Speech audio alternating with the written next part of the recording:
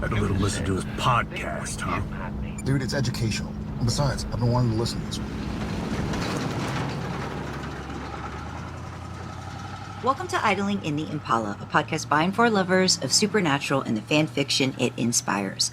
Before we begin, just want to remind you to follow us wherever you listen so you don't miss any episodes or bonus content. If you love what we do and want an easy way to show your support, please consider leaving us a positive that's all the stars rating on your favorite listening platform. It helps SPN and fanfic lovers find us and share in the fun. I'm Sandra. I'm Kasey, and there's a ton of other ways to be a part of our supernatural road trip. From joining our Discord to fueling up the Impala with a Ko-fi donation on membership, check out this episode description or idlinginttheimpala.com. Alrighty, guys. First of all, big ass warning.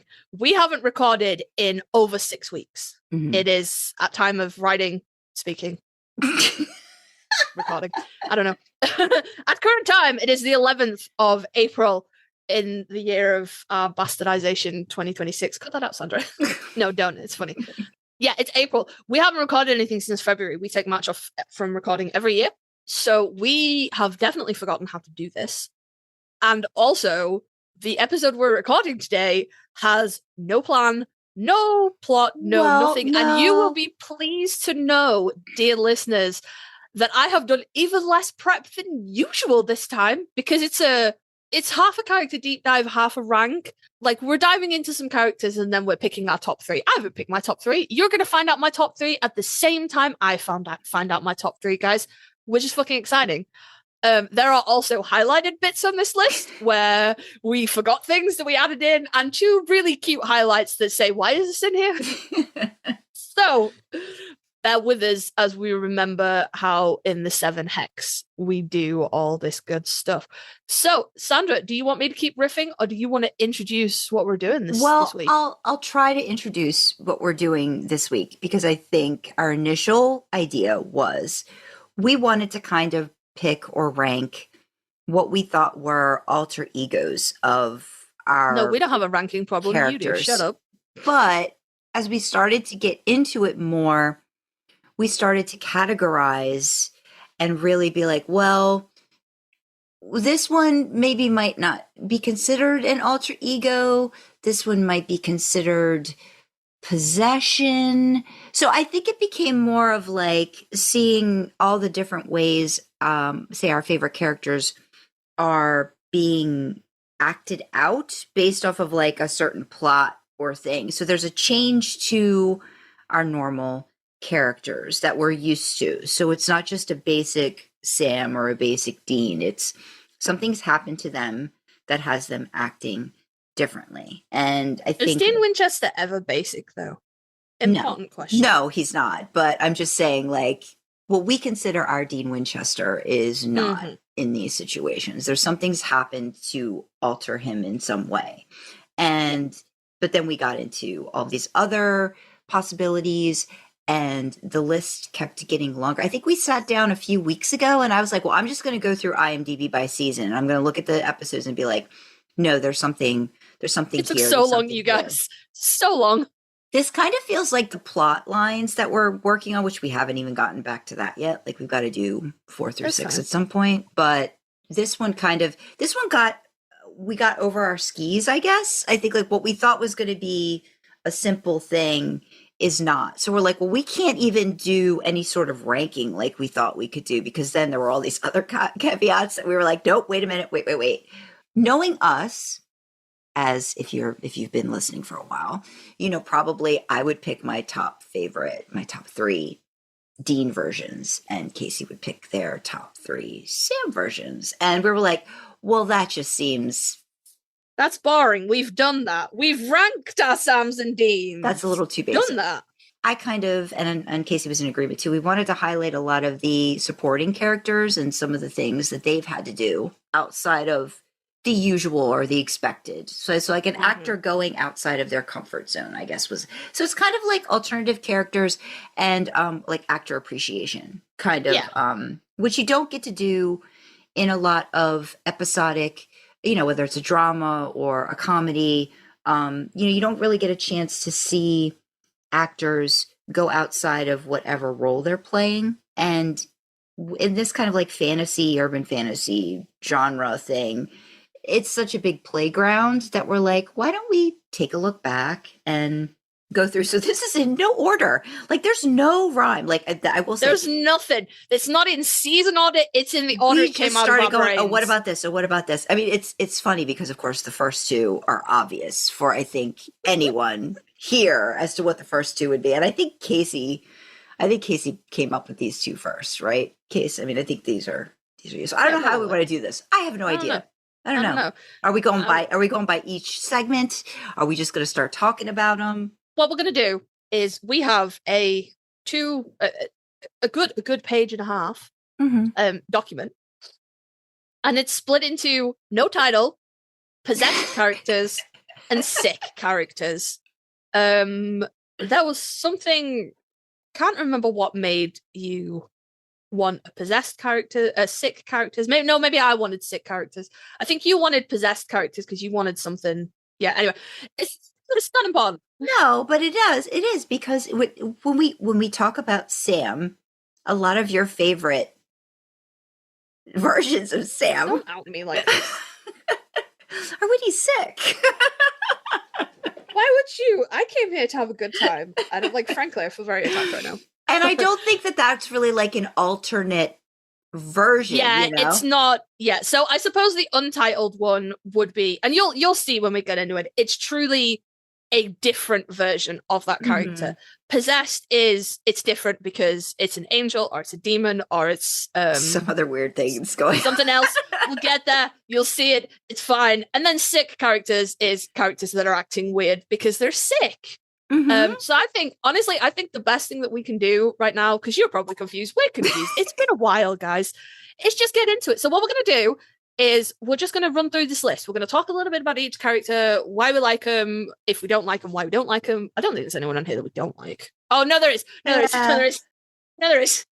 No, there is. We'll get there. No, there is. Just going to talk a little bit about them. And then at the end, when I've had a chance to refresh my memory, we're going to pick a top three. And the rules for the picking of the top three is that we could only have one Sam or Dean character. So that's difficult in of itself. So just so I'm clear,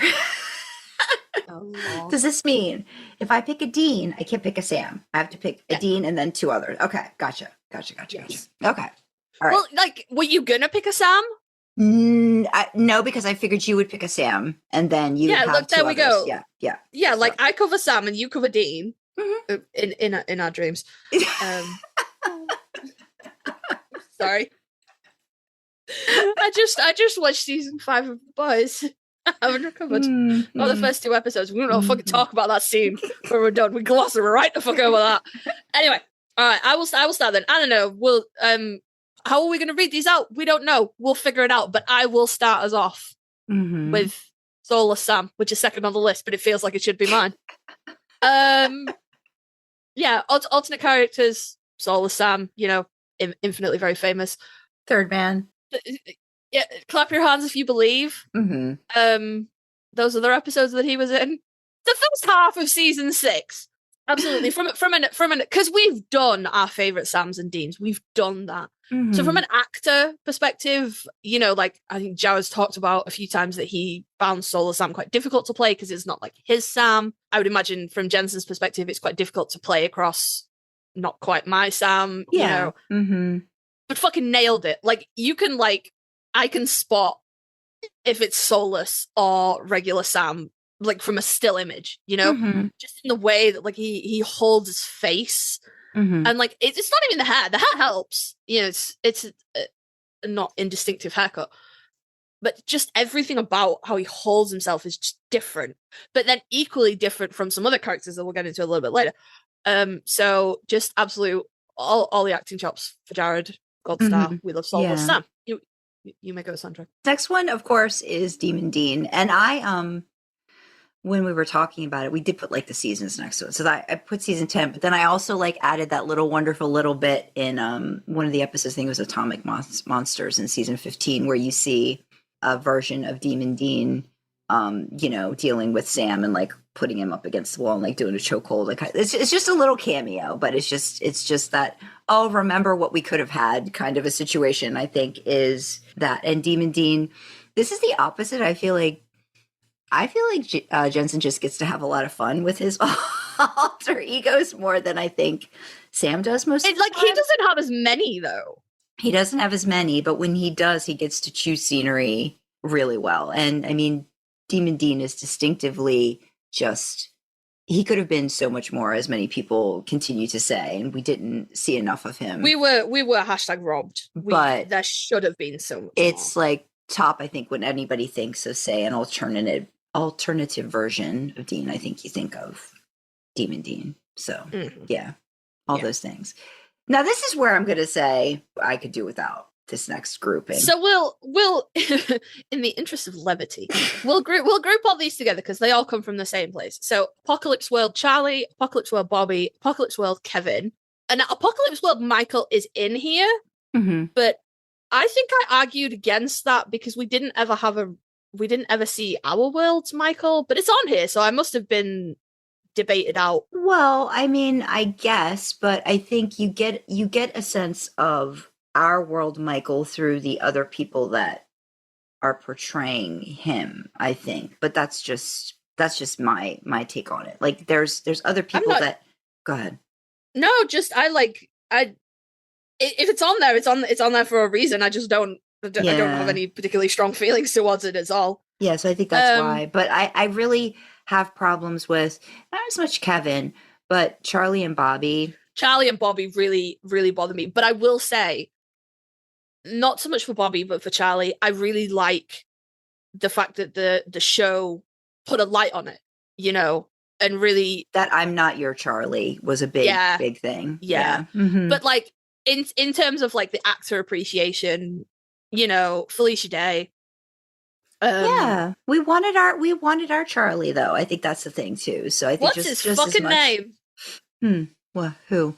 Jim Beaver. That's it. Yeah. My brain kept going. Bobby Singer, Dakota Bob Singer, and I was like, no, that's his name in two different TV shows, but not this one. Jim Beaver. Felicia Day, Jim Beaver, Osric Chow, and that fellow who played A.U. Michael. I don't know who it is. Who's also A-Train's brother in The Boys. Shit, is it really? It is. Is it really? It is. There we go. It is a small ass quirky world.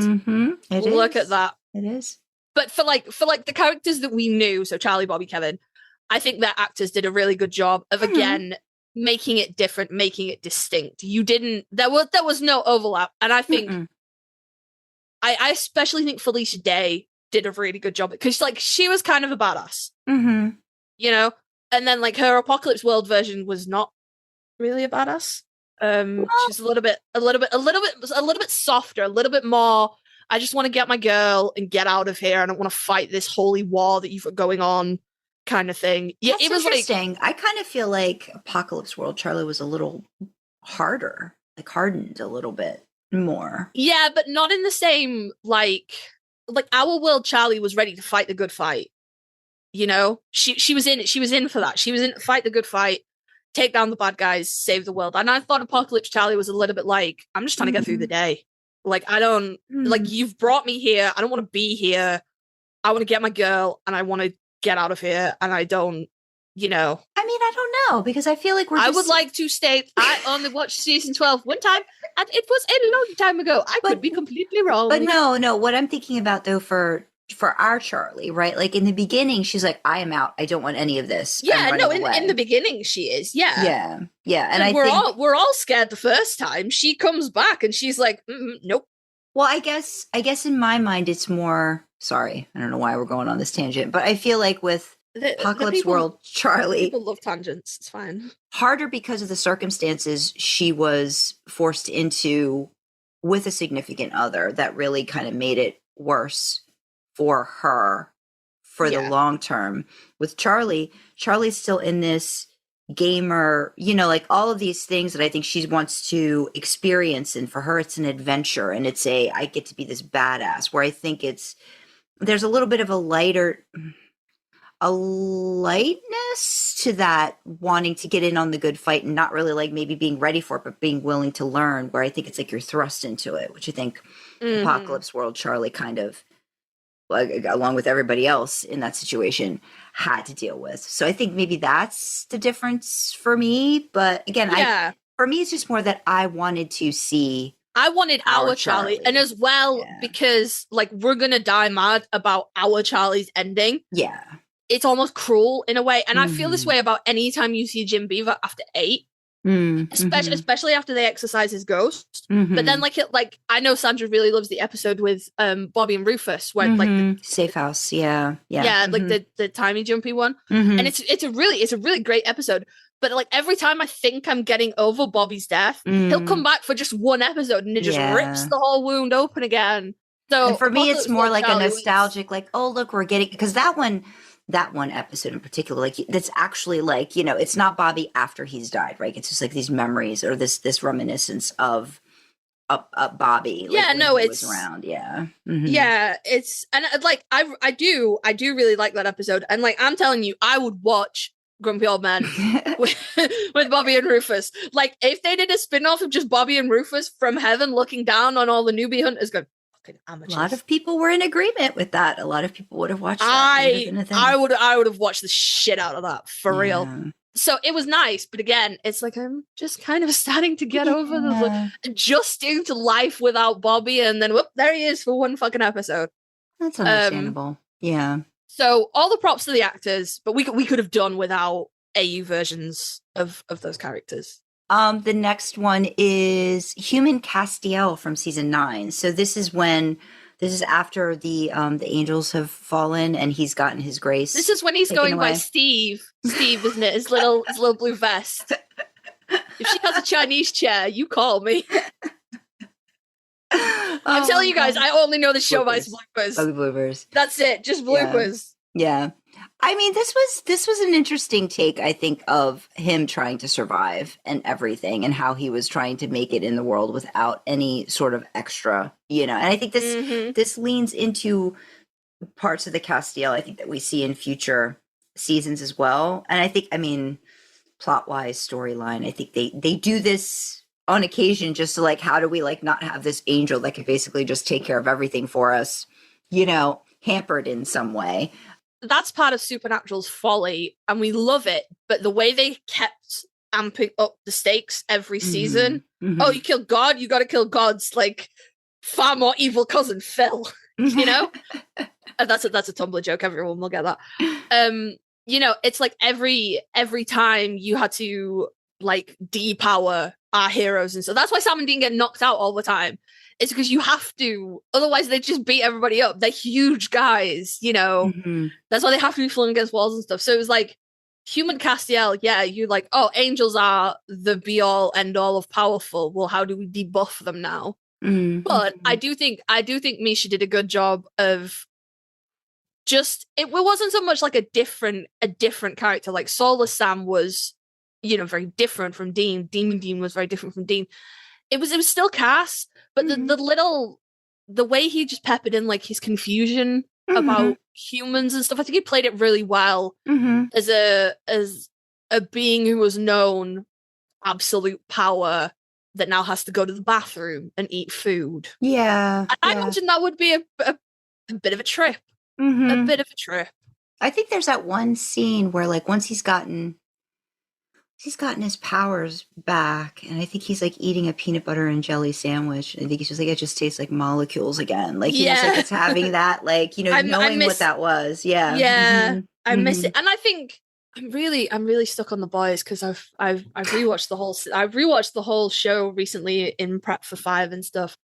But when you think about like, let's draw a juxtaposition between all powerfuls. If you took Homelander's powers away, he would stop at nothing to get them back. And when he got them back, he would not look fondly on any of the moments when he didn't have them. He would loathe every second of it. Whereas I feel like it gave Cass a little bit more depth. Yeah. Because there were things about being human he truly did miss. Well, he was like proud of like his job at the convenience store. Like, he's like, doing all these things. He's like, this is a big deal. Doing like, it. You know? Yeah. So I think it was an interesting, frustrating in the way that all of the debuffs in Supernatural are, because they're like, if you just stop ramping it up to 11 and just ramped it up like 1 or 2, you maybe wouldn't have this problem. But okay. You do the next one, I think. French mistake, Misha. I'm going to be a fucking professional about this. I have very little time for the actor, Misha Collins. He's done some things since the series ended that have left a very bad taste in my mouth. So, French Mistake Misha being Misha, you know, it's a little bit like, That's on the nose for you. At the time, it was funny. You know, the first time I watched it, although I'm a record is not massively liking the French Mistake. But I like it more than fan fiction. You know, if we're gonna play with meta, if you're like, you have to watch a meta episode of Supernatural, I would far rather watch the French Mistake than fan fiction. Sorry to all the wonderful, wonderful actors that put on the beautiful performance. Unfortunately, there is no singing in Supernatural. I'm with Dane on this one. Sorry. I might pick fan fiction over French Mistake, I think. Would you really? Yeah. See if I had to go meta. I don't know, because I like that's fake me. This must be fake my like I like all the jokes. Yeah. I like all that kind of stuff. And I like the fucking stupid picture of Jared in the cowboy hat riding the horse, and like he owns that. You know, like that's in his house. Like that's funny to me. Yeah. And I'm always like, how true is that? Did somebody really have an aquarium in their trailer? Like, what is happening? You know? I was like the behind the scenes and the bloopers and stuff like that. So I like stuff that plays with that matter. First time watching it, French Mistake Misha, haha, that's very funny. Knowing that the actor Misha Collins actually did post those tweets that he's talking about on the show. Like doing it in like, I think like right when it was happening, right? Like I think he like he was when he was like, "Hola, mis amigos, J squared got me good." Like he actually tweeted that. Like that's, you know, it was real, which I appreciate. But looking back on it now, with my opinion of Misha Collins, which I'm not going to get into it. Like, you think what you think of Misha Collins. For me personally, he has done things that I do not agree with, and as such, I try to have as little to do with him as possible. Completely separate to Castiel, blah, blah, blah. It's not as funny for me. I don't enjoy it anymore. Gotcha. That being said, you know, in terms of playing into the meta gag of the episode, I think he did a really good job. Especially the scene where like they first see him and like he's playing Cass and they don't realize it. Oh my god, like, Cash! He's like, are Cass, these new pages? He's like, what is going on? It's just like, it's this complete thing. And for like, especially for me, for someone who I was not invested in the Supernatural fandom at that point. So for me, I was like, oh, that's what Misha really sounds like. Yeah, it's really different. He's got a really, like, they all have different voices, but he sounds it's a big difference. Very different. Yeah. But like, just not necessarily related to Misha. But French Mistake is one of the episodes where you get a lot of Jensen. You know? Yeah. Like, I forget which season 8 episode it is, but I'm telling you, just give me 5 minutes of Clippers, and you're like, that's Jensen, that's not Dean. It's that when they walk away from Misha, the face he pulls as he articulates Misha is just fucking perfection. It's up there with, oh, so now you're Polish. It's so good. You know, that's fake me. This must be fake mine. Like, yeah, it's good. It's good. It's good. I like that. It's good. It's good. Do you want to do this one? Get saddled with Misha and then you get stabbed. Yes, I want to do this one. Okay. I just didn't know because we were going in order, like we're grouping, and then all of a sudden. So go ahead, you go with that one. So this is What Is and Should Never Be, Sam, which is the season 2 episode with the Jinn, where Dean gets taken and he wakes up in his little perfect fantasy, and he's got the sexy nurse girlfriend, and Sam's with Jess and blah blah blah. And Sam is obviously normie. Sam is not knowing anything about our world. Hunting, all that stuff. Yeah. Not our world. Yeah, their world. Not our world. Fucking hell. Yeah, no. It very much invokes. It's strange because it invokes like the very start of episode 1, the pilot, like at school, Sam. Yeah. But then there's also that sadness or that just indifference that Sam holds for Dean, which is kind of, it's an interesting play on, you know, what their relationship would be like if they weren't that close, if they were kind of just like normal siblings, like, you know, where it's just like, you're not this, you know, you're doing your own thing, you're having your own life. And it's also kind of, you know, just side tangent. I mean, it's sad that Dean is still like, you know, the I do not doesn't do anything right.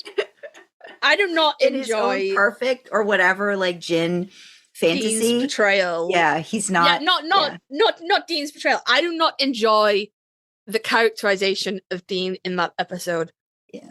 Well, how everyone else characterizes him, I guess, and he's just like, that makes sense. I'm like, no, it shouldn't make sense. Like stealing silver. What was he supposed to have? Like a gambling problem or something? Is that what it was? Yeah, he's like, yeah, it sounds like me, and I'm like, no, it doesn't. It shouldn't. Yeah, why? No, but no. We're tangent. Anyway, it was a good representation of how Sam would be without Dean, and as I guess is their focal point together. You know, like if this was their life was not entangled the way that it is in their current world situation, and it was subtle, right? Like at least in the beginning, it's these little subtle things, but then like just a little bit off. Yeah, he has that. He like brings him off to the side. He's like, what is this? He's like, you don't call me Sammy. Like, you know, what are we doing? Yeah. Like, you know, like that kind of thing. I was like, oh, okay. Yeah. That like low key broke my heart a little bit. What do you mean he doesn't call you Sammy? Yeah. So, you know, but I thought Jared did a good job with just tweaking it just enough, but then still realizing he's got to be there for his brother who he thinks is going insane. Like I've got to at least make sure he doesn't kill himself. I appreciate ride or die Sam. Yeah. You're my brother and you're a goddamn problem, but I'm not going to let you run off and get yourself killed. Yeah. Yeah. You know, so I think I appreciate that. Yeah, I like that. The next one, I think Kasey was just like, okay. It's Demon Dean version of Dean from Dream a Little Dream of Me. That's a lot of D's. It's in season 3. So it's just when this is what you're going to become when he's having that little breakdown. I just really like that because I do think, and I don't know, I think it works a little bit better. The whole scene works better because you've got Dean interacting with him. Like if you just had that version of Dean, I don't know how that would have come up, but having them interact with each other, it's just, this is I think is Jensen, right? Like it's like Jensen portraying this part, Jensen portraying Dean, and then skewing it off and making it, because I think initially it was supposed to be Jeffrey Dean Morgan was going to be playing that really scene. Yeah, but then I don't think they could get him. So then I think Kripke talks about this in somewhere. I think I've seen this where they decided to go with, you know, this version of this Dean with all of this belittling and, you know, you're not, you know, like all the things that embody what he's held about himself because of his past with his family, with his father and all of these things. And, you know, the fact that his demon deal is coming due, you know, and all of the what's coming with the impending eternity he has, you know, and it's just it's a really good version. And I don't know, I mean, I think if you held it up to the Demon Dean that we see in season 10, it's different, right? Like the season 10 Dean is kind of really, it's much more angry and aggressive. Yeah. And this one's more like he's kind of got this freedom now that you kind of like do whatever. And the other one's not. It's very much a like, you know, you deserve all of these things. This is what's going to happen to you. You know, you're just, I think that's the first time they say daddy's blunt little instrument or something like that. That might be the first time I think that's spoken as well. So I think that it's just really, it's a very, very good scene in a really good episode anyway, in general. I love that episode. Season 3.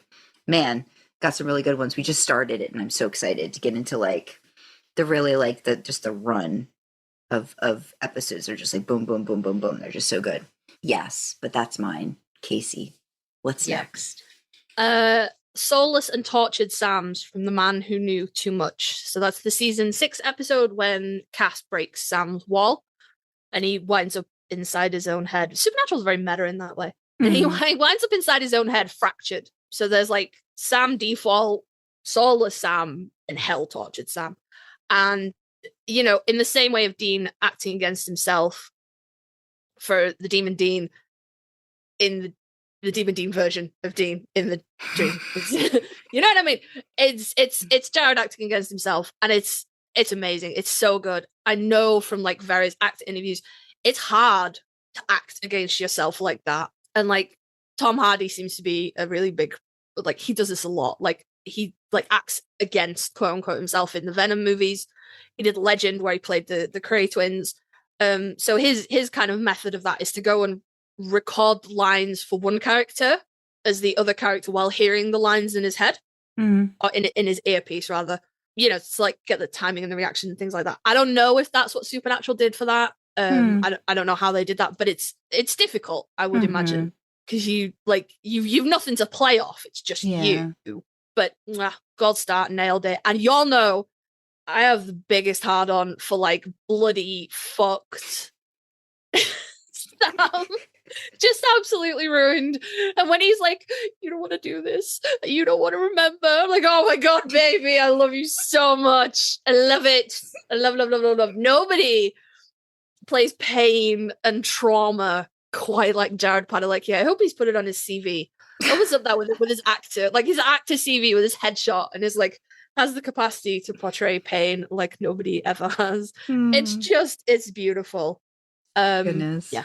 Let me switch it up a little bit. I'll go with Dean. So we're going to do Dean Smith from season 4. It's a Terrible Life. Kendall Dean also, like, to me feels a little bit like American Psycho. Like, you know, like all the things you're supposed to be as his business manager, like closing the deal. He's on like diets. He's got to do this. He's got to do that. A juice cleanse. All those things. And I feel like it's the whole thing. The angels are trying to get them to realize they have to play their role. I can't really remember. It's to do with no matter where you are, this is what you will always going to be. Happen. Yeah. It was a real haunting. We just took away your memories, but no matter where you are, you will always be this, and you have to play your roles. Kind of. It was like a dual thing. I was fucking Zachariah pissing about one. I think, and then the revelation. I think though, like, and again, he starts to get really into it, right? Like, and then he realizes he's got a choice to make. And he makes the wrong one. I like the whole Ken doll. I like the whole Ken doll aspect of it. I just feel like he was very much like, he was just like, he's playing dress up and stuff. And he was into, I feel like he really liked that. You know, he liked what he was doing until he was given an alternative of, oh, there's actually, this stuff is actually real. But then he was into that as well. Like, you know, I think so. I don't know if he was as much as the next character that we're going to talk about, but he was kind of along for the ride, I think. So I like that. I like that version. But then you can't have a Dean Smith without a Sam Wesson. I bow at the altar of Sam Wesson. He did what every single person who has worked customer service or tech support or anything phone based has dreamed of doing. If you've worked in that environment and you tell me you haven't dreamed of going after your tech with something big and heavy until it fucks off, you're lying. You're just lying. That's not no. So yeah, and that polo shirt, I got feelings about that polo shirt. They're confused because on the one hand it do fit very nice, and on the other hand it's such an ugly color. So gross. But he's looking for adventure. He's looking for something different. And I think for me, watching that episode, it was interesting that Sam was really the one that's like, you know, Dean, we could do this. Like, this could be it. Like, you know, and for somebody who was running away from it for so long, you know, for him to be the one like, well, we could do this. This is a thing. We could go. Just like, let's pack a bag. Let's go. I thought that was neat. You know, I thought that was the part of him, right? Like deep down that I think, you know, you got to experience. I like that episode. It's a good episode. The next one is Jimmy Novak, season 4. I think the episode was called The Rapture because I think you basically get some backstory as to how Castiel was welcomed in by Jimmy, and then Castiel is like, I guess, leaves Jimmy's body for this episode. I just know there's a lot of Jimmy, and I think again this is one of those things where you don't hear Castiel in Misha. It's very different. Yes. Yeah, and I thought that was it's a hard episode too because you get Amelia, you get Claire. All of that stuff that happens with the angels, but I think that and it's kind of heartbreaking. I think at the end of all of that and the choices that then I think when Cass is back in, Jimmy's body and all those things. It's a lot of back and forth in between, I think. So Misha has to do a lot in that episode too, which you know who didn't make the cut that we didn't put on this list that ties into this? Who? Ezekiel. Not Ezekiel. Maybe Ezekiel, whatever his fucking name was. Oh, Gadriel? No, he's on that. No, whatever the fucking Emmanuel. When Cass loses memories and Dean finds it, when Sam goes bug fuck and ends up in the hospital, and Dean's gonna I'm gonna find somebody. That's true. Yeah, we did miss that, which I guess kind of is similar a little bit in that. Yeah, that's similar kind of Cass playing a normal. Well, not so Cass, we forgot Misha. That. Yeah. Mm-hmm. Yeah. Misha playing an quote unquote normal human and doing, a remarkable job of distinguishing it from his Castiel voice. We'll slot in Emmanuel right here and say this is where we should have put him right after Jimmy. And this is similar kind of vibes from the pair of them. It's very good portrayal. Yeah. Now, do you want to do this other bulk, this grouping? Because you did. Yeah. So the Enverse crew, which is from season 5. The end. But it's not the last episode in the season, which is annoying. No. Mm-hmm. This is where Dean gets sent forward in time and basically told, if you don't stop Sam, this is what is going to happen. Mm-hmm. With the famous Samifer white suit. Mm-hmm. But these are all the Endverse ones, yes. Yeah, these are all the Endverse. I think we have Samifer on here somewhere. Yeah. Do we? If we don't, then we've made a clear miscalculation of our ability. Yes, you do. You have it. You have it. Sam. Yes. It just isn't a Samifer. That's it. Mm-hmm. But so we meet Enverse Dean, 5 years in the future. Dean, 5 years in the future. Sam. No, we don't. 5 years in the future. Well, we do meet 5 years future in the Sam, but it's not Sam. Yeah. Mm-hmm. 5 years in the future, Enverse Cass, and 5 years in the future, Enverse Chuck. I like all of them. Yeah, I like all of them. Too. They're all. Good. Like. Yeah. Dean's like, prove it's really you. Tell us something only we would know. And thus, Dean's panty kink was born across the fandom. We all grabbed that one and went, "You're goddamn right, he did."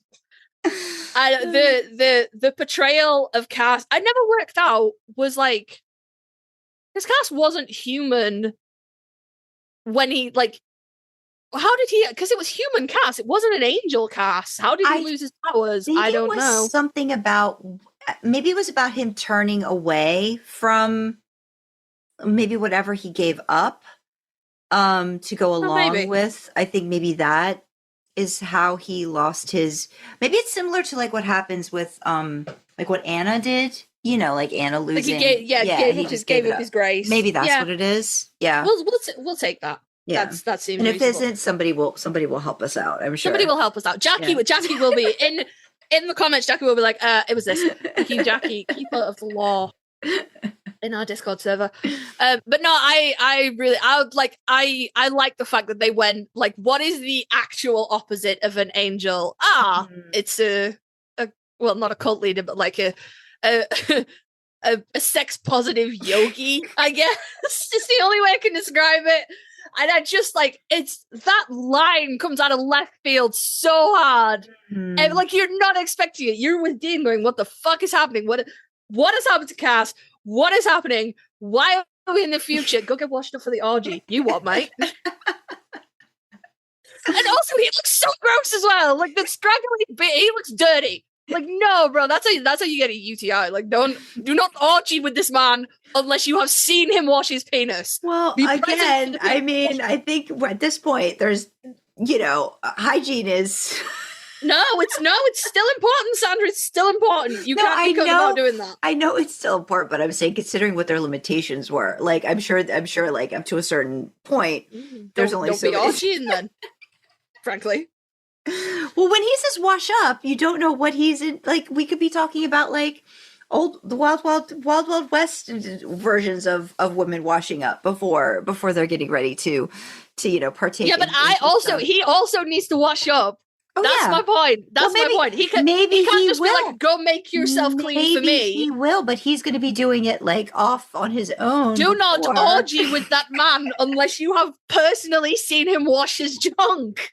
Is my point. That's all. So I just want to give a shout out to Chuck because I feel all of his anxiety and stuff that he displayed in his Chuck version before, I feel is used to good effect, where he's like now the one in charge of all the bullshit. And like, you know, Yes, and he's like running around and making sure, like, I mean, he's got the greatest line about that was, again, Supernatural sometimes, and I don't know if it's Kripke, I don't know what it is. Sometimes I think it's Kripke. The way you can precognizant. Like the kind of stuff that just comes out of left field and you watch it and you're like, But like when he's got that line about toilet paper. But then, like, you've got to remember, me and Sandra caught up with Supernatural in the lockdown. Mm-hmm. That's when we were watching, so we were like, Jesus Christ. I remember watching this episode before it had happened, but then when you rewatch it and you watch it again, you're like, damn, you know, it's like, here we are in this version of something that, you know, and Chuck is like very much the prophet in this situation. So obviously in 2010, Kripke had no freaking idea that the pandemic was going to come along. I mean, you'd hope. So it was just a funny line about what should you look for, like what should you hoard in the apocalypse. Yeah. But for me and Sandra, when we watched it, we were like, damn, people be punching each other out for toilet roll. Kripke got it, man. Kripke got it, you know? Shout out again, actor appreciation for Jensen, Misha, and Rob. Just awesome. Yeah. And then to lean into it, we go into Prophet Chuck, God Chuck. So we weren't sure how to do this because we're not sure which is the default Chuck. We don't know. So we're just gonna say, okay, it's two sides of the same coin. Right. But they're very distinctly different. Like you know, and I've said it before, I'll say it again. It was the best and worst thing the Supernatural writers ever did was to do the ending the way that they did, which makes you look back on all of it and go, was it? Or was it just fuckery, you know? Yeah. So was Chuck in season 5 truly just a prophet?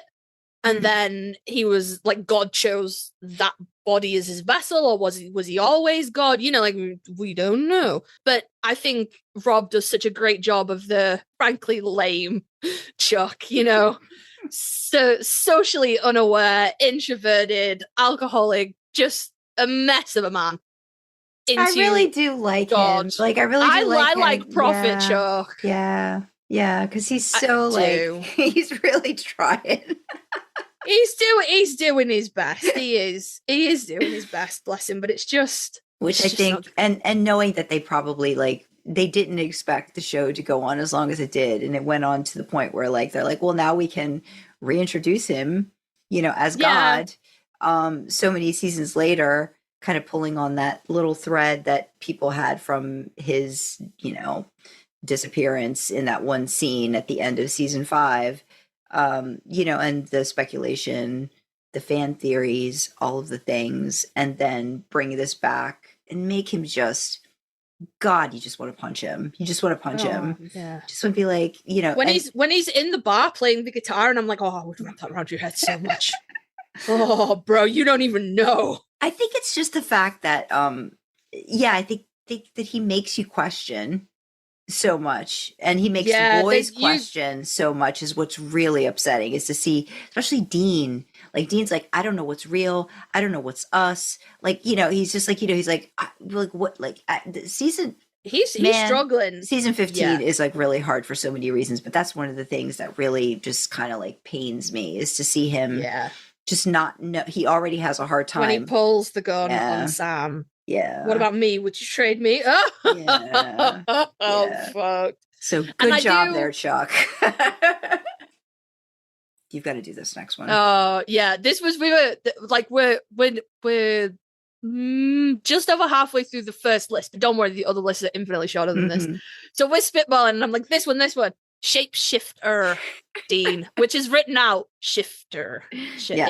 From season 1. Yep. From season 1. Again. Which is, again, I think it's probably harder to do those characters where it's just something's a little off than it is to be like all the way off. Well, I think too, considering it was like the 6th episode of the show, right? And Jensen has to play Dean as the villain was kind of, you know, interesting. And I think there's we make mention of it with Sam as well. I think like a season 1 Sam, like Divergence, that I think really gives them a chance to do something different with the character and like just be kind of menacing and mean. You like mean to Sam and all of these things, and it's that like they do this revelation, like is that really how they feel, kind of a thing. So he makes puts the relationship kind of in a testy situation, kind of after that, and they have to all that doubt, really know. Yeah. But I thought it was really good, and he's mean. He's trying to he's pushing himself on the female in there. He's beaten her to a pulp. You see the aftermath of that where she's been tied up and stuff, and he has no remorse for anything. If anything, he's very much like a cheerleader for Dean in a weird way. Like, I'm going to do all the things that Dean couldn't, without you as my limitation, which I think is interesting to play. Why do all of the incarnations of Dean act on like they hate Sam? Well, but what is this? It kind of happens. It happens with Sam too in the other one that's not in this category, but it's in another category. He does. No, I know. I'm just the same thing. Yeah. Can I be sad about it for a minute? Sure, you're absolutely allowed to be sad about it. But say shifter again. Shifter, shapeshifter. You really like this one. Do you want to talk about the next one? Balthagor Jack. I do like this one. Mm-hmm. I do. I have so much time for Alex Calvert because he's a wee baby man. He's wee. I mean, he's not a baby, but like compared to Jordan Jensen, he's much younger, and he comes in like fucking 13 seasons into this established show that's got this enormous following. He must have been scared shitless, bless him. And he owns it because I think Supernatural might have been like his big thing. Mm-hmm. Like I'm sure he'd done stuff before, but Supernatural was like his big thing. Yeah. And it wasn't like he came in with like an easy part, Human Body 4 or whatever. It was like, no, you're Nephilim, you're the son of the devil, figure it out. Balthagor is one of my favorite characters. I love him. The shades to cover the burnt out eyes, the sass, the subtle hitting on Dean in the car. It's great. I love it. It's not even a little bit subtle, but I love it. And absolute mad respect to Alexander Calvert, who just nailed it. This is one of those episodes. This is My Heart Will Go On, Bobby and Ellen. So it's in season 6. So we still have Bobby. Mm-hmm. But it's the first it's the first time we see Ellen since season 4. So it's one of those where I'm like, I thought I was over this. Turns out I'm not. Bugger. I don't like it. I don't like the tease. I also think it's a really fucking stupid episode premise. Just as an aside, this all-powerful archangel with the power of heaven on his side hates a freaking movie. Like, come on now. And Don't tell me that archangels are these all-powerful blah, blah, blah, blah, blah. And like, Balthazar is not like Gabriel. Like, I could see Gabriel fucking around, I could see that. But he's Balthazar. He's just about power and stuff like that. He plays the game. Oh, but suddenly he just really fucking hates this movie, though. It's stupid. It's really, really, the whole premise is stupid. I don't like it. I don't like being teased with Ellen. I don't like being teased with, what could have been with Ellen and Bobby. And Bobby being happy. Like, Bobby being happy with Ellen. I mean, I was... To me, it was like, oh, Ellen, and then you're like, oh, there's something really wrong here. Why is Ellen here? Because then you realize there's something really wonky going on. Like, it's the whole time being altered and stuff like that. The whole premise of the episode, and it fucking gaslights you. It doesn't. I'm not using that properly, but like when the episode starts and it's not the Impala. And you're kind of going, what? Like, why is Dean driving a different car? Maybe something happened and they just they're going to talk about it? And they just don't fucking address it. Yep. Mm-hmm. Yeah, I hate it. Yeah. Don't like that episode. I like that episode. I can't help it. I like that episode. But I like it much more than Kasey does. It's not one of my top 10. And as well though, I actually quite like the Titanic. Quite like that film. I don't understand why it gets the hate. I don't understand. Well, so actually, the time of us recording, it's the they celebrated the anniversary of like when the Titanic first set sail. was Oh, did it yesterday. really? Yeah. Oh, They did this whole drone thing, which was really. Did you see this? No, I didn't. Oh, it was pretty and amazing. I'll send it to you. So you can Yes, look at yes, it at some please. point. But Yes. I'm a big Titanic fan, so I was like, okay. I was here for it when I realized what it was. I thought it was just silly enough, but then it also breaks your heart because you know that Yeah, and then you're sad. Bobby's not going to remember, this time with Ellen when things go back and all these things. Yeah, it's a sad at the end. Do you want to do this next one? Human Crowley from season 9, when they don't completely cure him. It's been a long time. They don't completely cure him. No, it's because all I can think of is that I deserve to be loved. Dean. Mm-hmm. That's it. Yep. That's the only bit I can think of. But I know that they make him like more human than demon. Yes. Yes.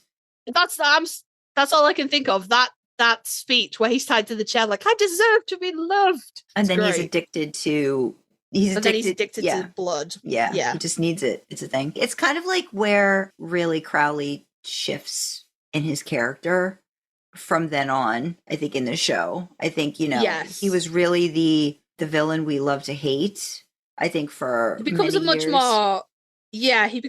more likable, I guess, but not like not understandable, maybe like, redeemable. Yeah, I think more understanding. Because he was always likable. Yeah, but then you learn more about his family backstory in the next season and different things like that. So it's like they give him more human connections. Like you realize what his life was like before, and you learn more about his family and those kinds of things. I think is a big part of it. And Crowley deals with his trauma in much the same way I deal with my trauma, which is to make jokes about it. Mm-hmm. So I forever will think that I was worth at least 4 goats or whatever it is. I could juggle. That's funny. Like if you make a joke about this harrowing thing that happened to you, it has less power over you. Mm-hmm. That's the theory anyway. Yeah. I don't know how effective it is, but that's the theory. I'll do the next one because I know you don't like this one that much because you just feel like it drags on and on. It goes on forever, mate. Yeah, but I really like it's Mark of Cain, Dean. It's season 9. Yeah, and he comes back in, I think, a little bit of iterations. Like you see parts of it again in season. Is it season 10? Yeah, after Charlie. It's Mark of Cain takes up like all of 9. Mm-hmm. And then he's a demon for about 4 fucking seconds in 10.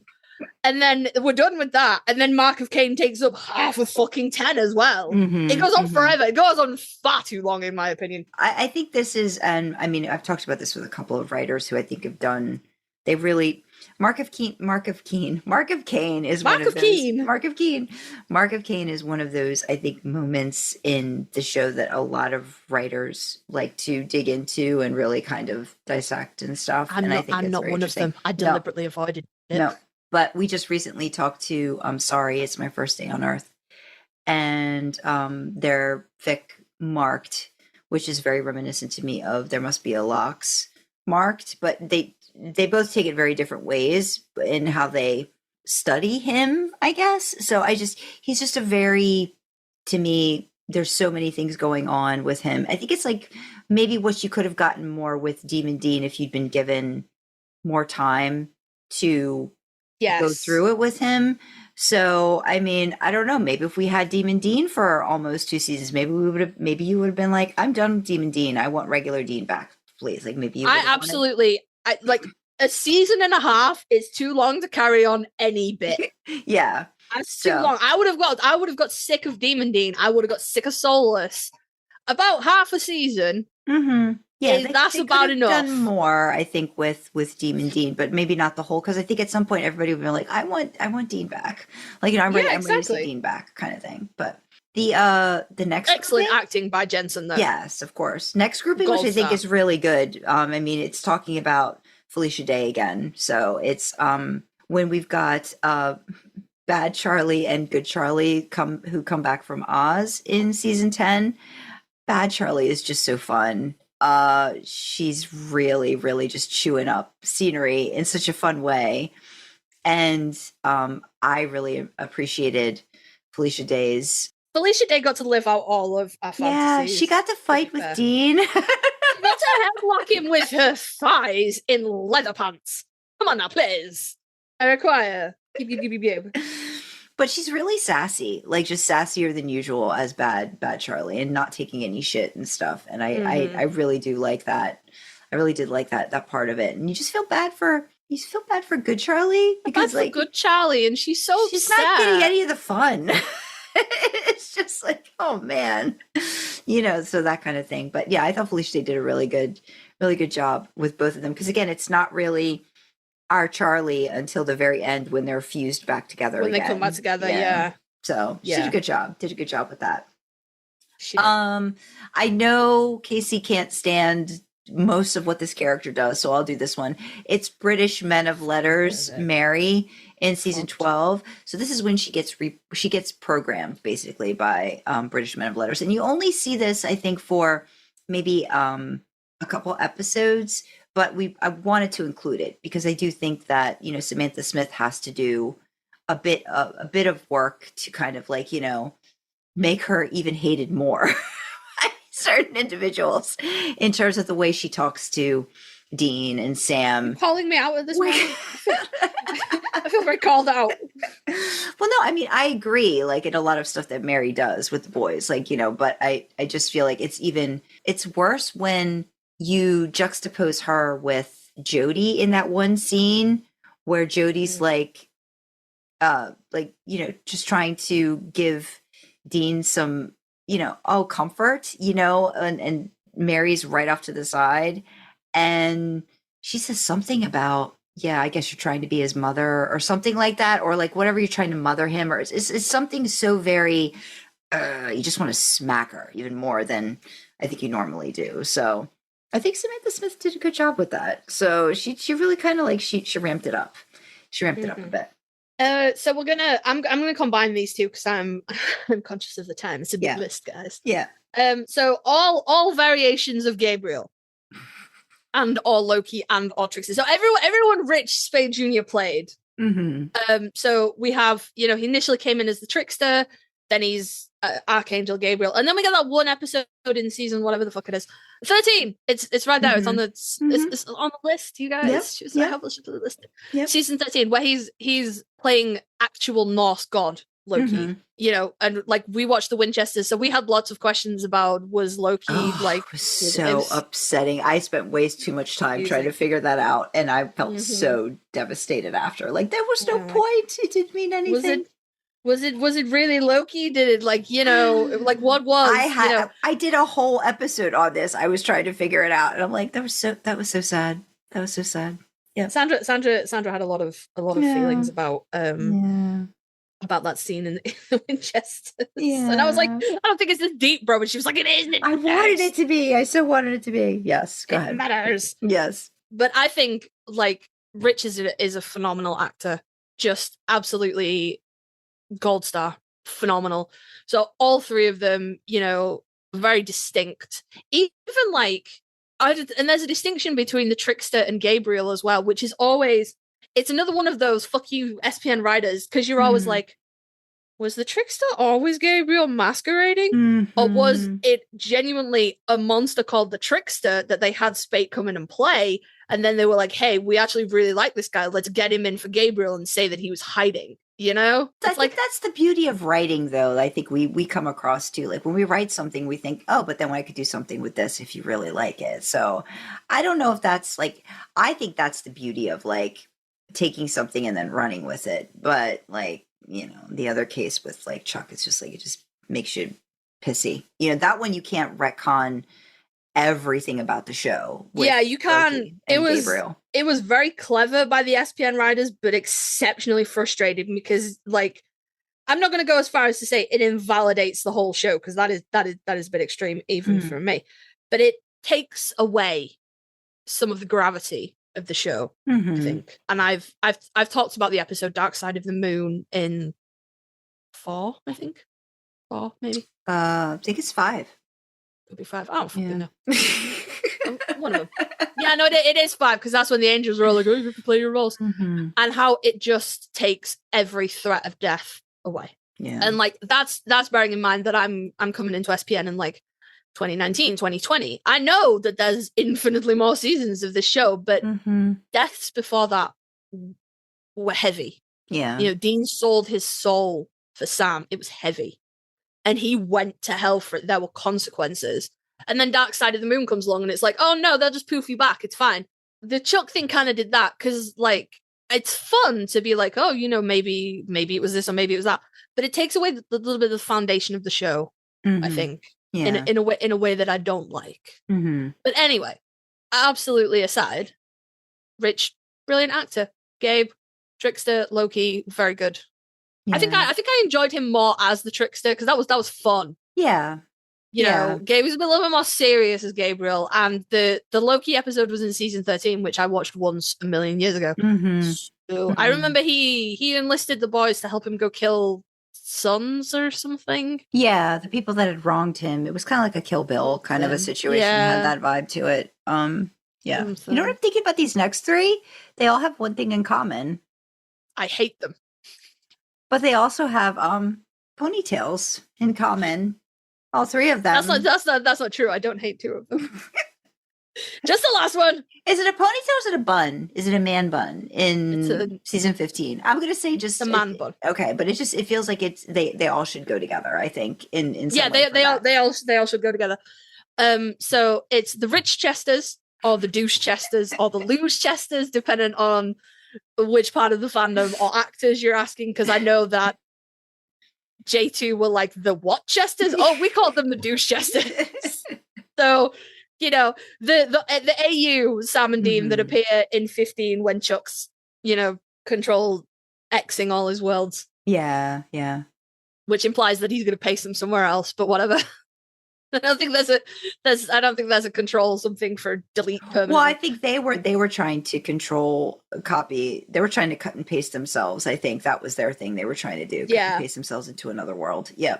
Yeah. So the Rich Jesters, Kale Sam, which is in the episode Lebanon, and Justin Sam from Peace of Mind in season 14. So do you dislike them all? No, just the last one. Okay, so what is about Justin Sam? There, as Sandra says, there is a theme. They are all Sams with incorrect hair. They're all wrong, which is interesting because I love his cute ass little ponytail from Lap and the Real Girl. Yeah, but these three wrong. No, but wrong. All wrong. Right, breaking it down real quick. I love the Rich Jesters. They're my favorite. Like, you can see Jensen's living his little fashion dude. He's got bracelets and little cardigan. It's fucking cute. Sam's drinking with his Pinkio. There's the really great blooper where Jensen falls off the chair. It's great. I love it. They're really funny. They're just absolute peak parody of silly rich kids. Love it. Yeah. Love it. Kale Sam made this cut. I don't know why Kale Sam made this cut. Well, just because he's on screen for about 4 seconds. But still, we've done that. We did that with another one too. That was only on screen for like a couple seconds. We did that too. Did we? Okay. We did. Take your word for it. I have no strong feelings about Kale Sam either way. I think he looks pretty good. I'm not a huge fan of glasses on people, so I was a bit like, but you know, it's cute. I don't have any problems with it. I fucking hate Justin. I hate Justin Sam. So like it is not physically within my powers unless I want to start putting fucking my own bots into Discord, and I do not have the power to do that or the knowledge or the know-how. But I would ban every single fucking Justin GIF from the Idling in the Impala Discord if I could. Every time someone posts one, I'm like, it's not allowed. And I'm joking, but only because I cannot enforce it. I cannot realistically tell the community you are not allowed to post GIFs of this character. That's too overreachy. But I make my displeasure known every single time someone uses a Justin GIF. I'm there complaining about it. I hate it so much. I can't even tell you why I hate it so much. It just fills me with loathing. I don't even know what to tell you guys. I hate it. So you just don't like anything about the character, or any bit of it? I hate it. Okay, like it's not rational. It's very much from the pit of my stomach. Hate. Then I think he did his job. I think Jared did his job. Absolutely, he did. Yeah, the character and Jared fucking nailed it. Hands down. I don't know. I feel like maybe some of it's secondhand cringe from like the affectation in his voice and like the 50s kind of husband thing. That fucking cardigan. Oh, I just I don't know what to tell you guys. I just don't like. It's like the least attractive Jared has ever been to me. Not that he has to be attractive to me or anybody else, but every bit of it just fills me with fucking no. That's one of those episodes that I don't think I really cared for it much, like when I first watched it. But I think on rewatches, like I think I appreciate Jared a little bit more every time he does it. What even is the point of the episode? So there's an ice cream parlor. It's like the whole little town is like being wiped of their memories of their life outside of it. I can't remember exactly what the bad guy's trying to do. Not that he's necessarily trying to control everybody, but just trying to like make it better. I think this is his version of making it better, wiping people of any of their previous ills or, you know, concerns. I think him with Cass, as Cass is trying to figure him out, is quite funny. And I think his like resistance to it, he does a good job of playing like, yeah, like the dad, like so the dad angry from the 50s and 60s, like, you know, you sir. You know? Like his potty mouth, like all that kind of stuff. Like he's so I hate it. I hate it. So it's the cringe. It cringes you. I think it probably is the cringe. It cringes you out. But I'm just like, I think Jared is just loving it. I think Jared's probably really. I'm sure Jared had a really great time recording it, and I love that for him. Mm-hmm. I can't fucking stand it, and I really like the Discord server is going to be like, oh my god, Case, we really did not know you hated it, and I'm going to be like, I feel like I was very vocal about my hate for this, but I would if it was within my power, if it was within something that I could code into Discord to say, do not display any GIFs of this nature. Okay. I would. I fucking would. I would. That is how much. Because it's always like the you sir can leave or you wash your mouth. It's always like those GIFs, and I'm like, oh fuck. It's like let's put it this way. I'm glad it was only one episode of him. I wouldn't want more than one episode of that. Like, you know, but I thought it was fun.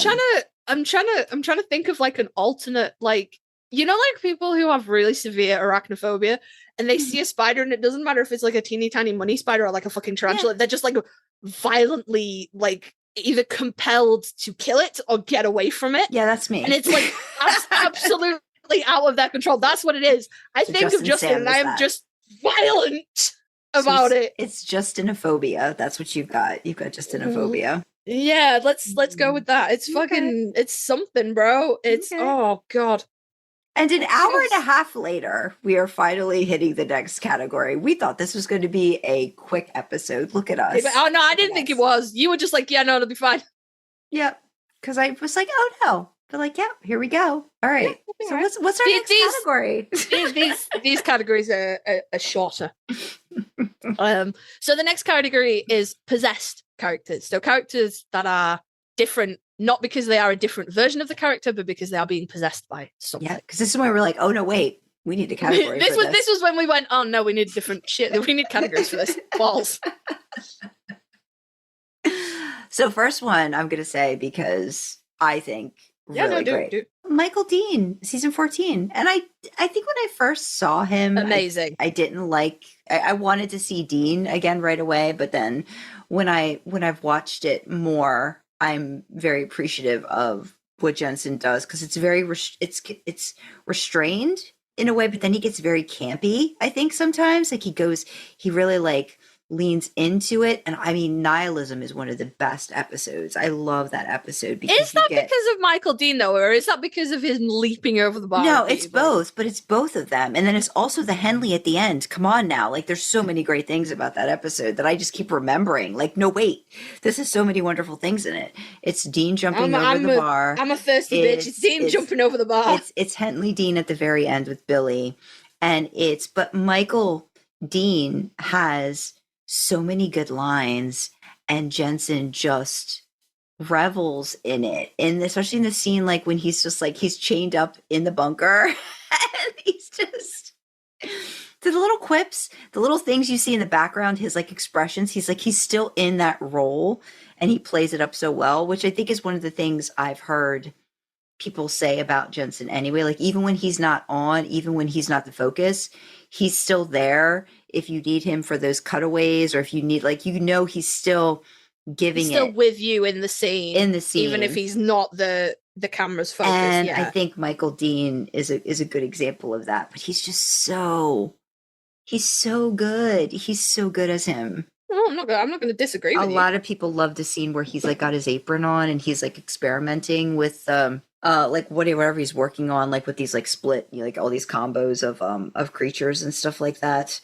And he's got blood on the apron and he's like, got the little knife or whatever. And people like, people like that for other reasons, but, it's me, I'm people. Yeah. But, no, other people do as well. So, but yeah, there's a lot of, versions of him and you don't think you're going to see him again. And then when he comes back, I feel like it's like, okay, I'm ready for this. And actually totally forgot, Rowena gets possessed by Michael, and I don't think we have that in there. There's a Michael Rowena in season 14 as well, and Ruth Connell does a really good job of that also.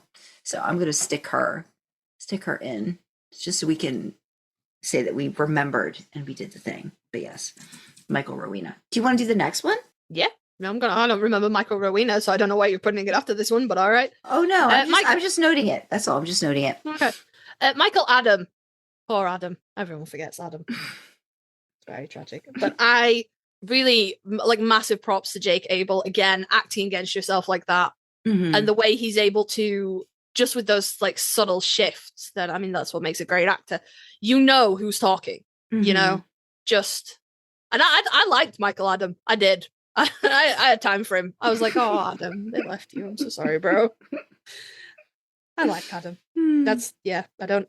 These are all from seasons that I don't have a great memory of. I'm sorry. Well, guys. then why don't you talk about the one that you do remember? That's after Michael Rowena that I put in there. Lucifer Sam. Lucifer Sam. So I am on record as I don't enjoy White Suit Samifer that much because he's trying too hard. He's trying too hard. But incredible props to Jared. Like Cold Start. There's a con clip out there somewhere of Jensen like talking about his role in that, and his part in that scene, and being like, fuck it, I nailed it, and seeing Jared's coverage and being like, well, this is not about me anymore. And it's one of the things that I love about J2, and I think a lot of people love as well. They're each other's biggest cheerleader. There's no jealousy, there's no anger. There's just like, holy shit, he fucking owned it, and like, this is his moment to shine and I'll get mine. Which I imagine probably was quite difficult, especially when they were both playing like alt versions of each other in that episode, and thinking, God, you really nailed that. And then seeing your co-actor, I don't want to say be better, but like steal the scene a little bit more. And I think it probably would be quite, I'm quite a jealous person, so I would have been like, fuck you. But so like all of the props to White Suit Samifer, all of the props to Jared for White Suit Samifer. It's absolutely astounding acting wise. It's too on the nose. The white suit, the rose, it's just too much for me. It's too much. The symbolism is too heavy-handed. I like flannel shirt Samifer, which is the last couple of episodes of season 5 when Sam says yes, and I like that. I like that. There's a real, like, white suit Samifer has no Pellegrino in him, I think. Like, none at all. Whereas I think flannel shirt Samifer, you can see where Jared and Pellegrino have talked and worked on this character. Because I mean, from Jared's perspective, not only is he playing an alternate version of Sam, he's playing a character that another actor has played. So I imagine that's quite difficult. There's a reason I'm not an actor, guys. That's why I'm going, I imagine. I like flannel shirt Samifer. He's my favourite. And especially in the cemetery where he beats the unholy shit out of Dean. So Yeah, there's something he's got, like the voice. The voice is probably like a the big voice deal. and the eyes, and there's no Sam Mm-hmm. in that face at all, and it's mwah, Yeah. gold star. Yeah. And White Suit Samofer makes a reappearance in 15 in the like opening, kind of like cold open montage of Atomic Monsters. Yeah. Mm-hmm. Yeah. Where he's sitting at the table doing his red eyes thing, and Dean kills him. I think Atomic Monsters, he comes back. It is Samafor, but I think when they show the white suit again, I don't think that's that same episode. I think it's Proverbs, that Proverbs episode. That might be after that. Oh, is that? Oh, yeah, because they have it show up a couple times. You see these little, like, I think these flashback things until you put it together. I think might be what it is. I think Sam's having it's after Sam gets shot with the thing, and he's having the like dream things of Chuck, and it's all confusing, isn't it? Yeah. There is a scene in 15 with White Suit Samofer sat at the bunker's table, and he looks up and his eyes go red, and Dean kills him. Like, I'm fucking positive about that. Yeah, there is. I just can't remember if it's all in Atomic Monsters or if it's in like one of the other episodes. I can't remember that. I'm sorry, that was a beard and a scarf on Jensen in Atomic Monsters, and I don't remember great. It was red, and it was a beard and a scarf, and Dean was a badass, and that's kind of all I remember. Yeah. Benny was there. I remember Benny was there. Benny was there. Look at me, I'm so good. Benny was there. You are. I'm so good. Do you want me to do the next one as well? Yes, I want you to do the next one as well. Of course, I want you to do the next one as well. Oh, it's Meg Sam. It's Meg Sam. It's my baby. So this is season 2. So this is kind of like Jared's first go at being an alternate Sam, isn't it? No. Is this before what should never be? You know what though? There's one that should be in here that isn't, and I don't know if it's. I feel like it's.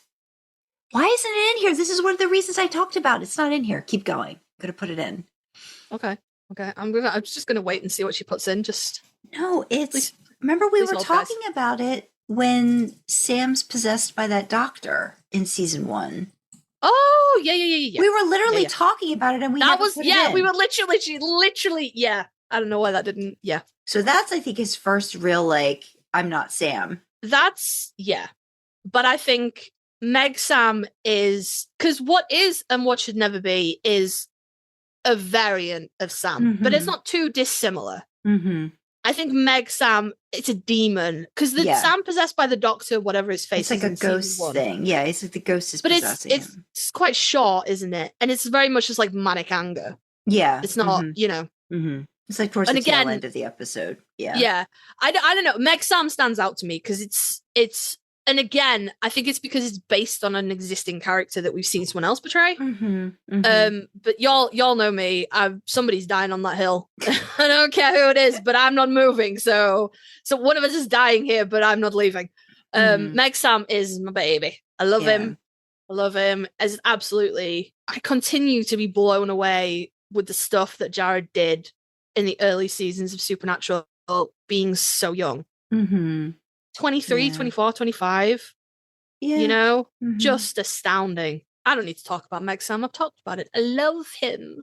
The one that I remembered, because I think that was one of the original reasons I wanted to like put it in there, was Earworm Bobby from season 6. And then There Were None, I think is the episode. So it's the episode when Rufus gets killed at the end of this episode. Fuck that episode. Bobby's sort of like possessed by this thing, and wasn't they call it the Khan worm? Is it the Khan worm? I think so. Or is it the Jefferson Starship? I forget. Jefferson Starship, I think. It might be the Jefferson, because I think the Khan worm was when Samuel was there. Jefferson Starship, that is I think season.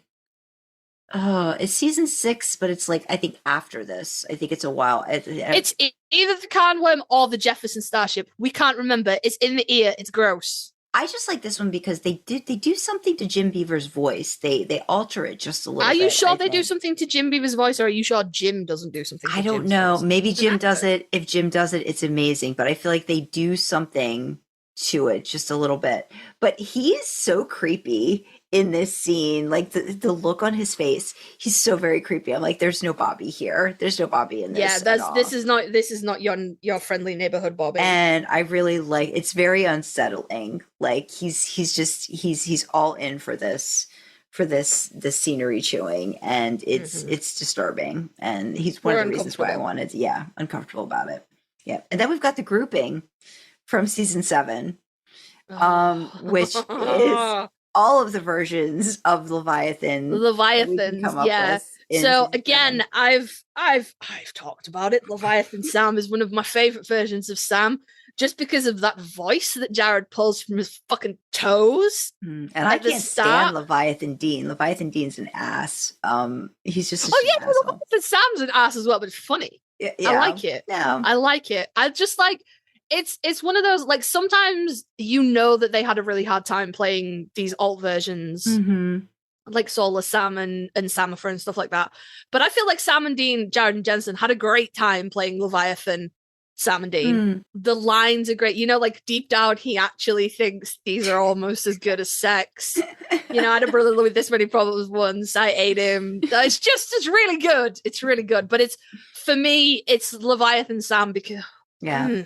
I like Leviathan Bobby. I love Leviathan Bobby. Again, and it's the same situation. Jim Beaver's tied up, but it's a different, it's not the same as Conworm Bobby. It's very, kind of similar to what the demon was doing to Dean in Dream a Little Dream of Me. It's like, he and Bobby are like toe to toe, like they're going at each other, they're talking to each other, they're having this moment, and he's making Bobby feel very bad about himself, but it's not really going to work, kind of a thing. The Leviathan Chet, wasn't it? And so Jim's trying to figure out how to kill it, and then it morphs into so he's acting against himself. And again, I think Jim does a really great job of impersonating the other actor, but it's still Bobby, but you can feel the quote unquote Leviathan underneath, if you will. It's not a completely character.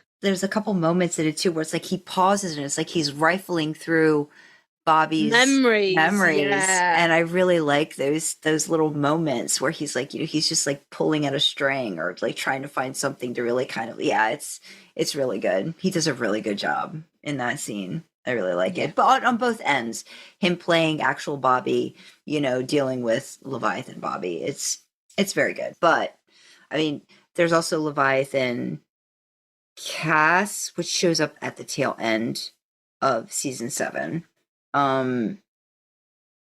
He's not a part of this until wait a minute. Is it the tail end of 7? End of 6.